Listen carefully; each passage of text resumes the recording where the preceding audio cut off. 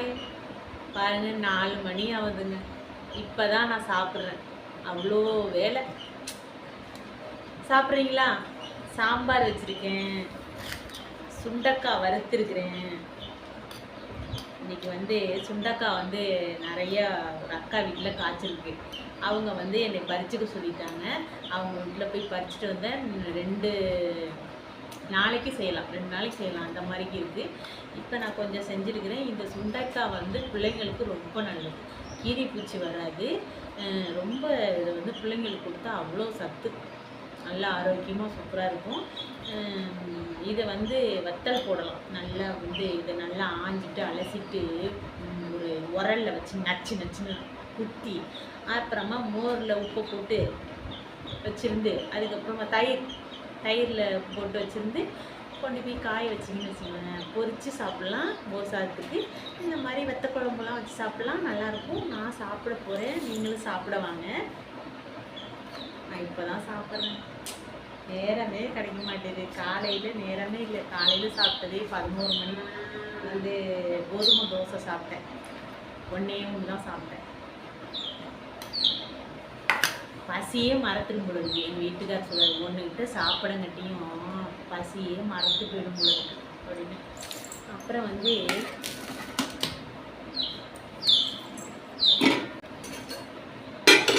என்னன்னா, இப்போ தயிர் பார்த்தீங்களா, இது ஒரு 3 இடத்துல ஊற்றி வச்சுருக்காங்க. பாலுக்கு அப்போல்லாம் ரொம்ப பஞ்சமாக இருந்துச்சு. பால் நம்ம வாங்கினோம்னு வச்சுக்கோங்க, உண்மையை சொல்கிறேன். ஏன்னா யாரும் கோச்சிக்கக்கூடாது. கோச்சிக்கிட்டாலும் பரவாயில்லை, காசு கொடுத்து கரெக்டாக நம்ம வாங்குகிறோம்னா அதுக்கு நியாயமாக ஒரு நல்ல பாலே இல்லை. நம்ம கஷ்டப்பட்டு வளர்த்து நம்ம இந்த மாதிரி சுத்தமான தயிர், இதில் நெய் எடுக்கலான்னு இருக்கேன். அவ்வளோ நெய்யாக இருக்குது. இது இந்த ஆடையை மூஞ்சிலெல்லாம் தேய்ச்சி ஒரு எப்படி நெய் வாசம் அடிக்குதுங்க, செம்மையாக இருக்குது. அவ்வளோ தயிராக ஊற்றி அடிக்கிறேன். ரொம்ப கொழுப்பு சுத்து. நான் பார்க்குற வேலைக்கு கொழுப்பெல்லாம் கரைஞ்சிடும்.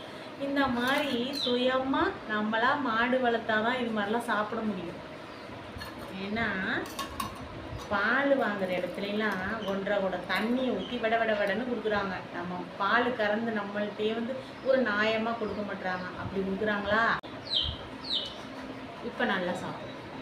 மாடு உதைச்சாலும் பரவாயில்ல, டேஸ்டியான பால் மோர் கிடைக்குது. பிள்ளைங்களும் நல்லா சாப்பிடுது,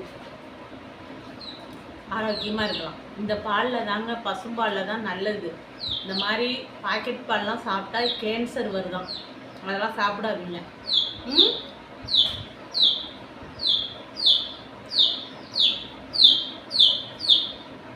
பசிக்குது. என் பொண்ணே வந்துரும்பளுக்கு ஸ்கூல் விட்டு இப்போ தான் சாப்பிட்றேன்.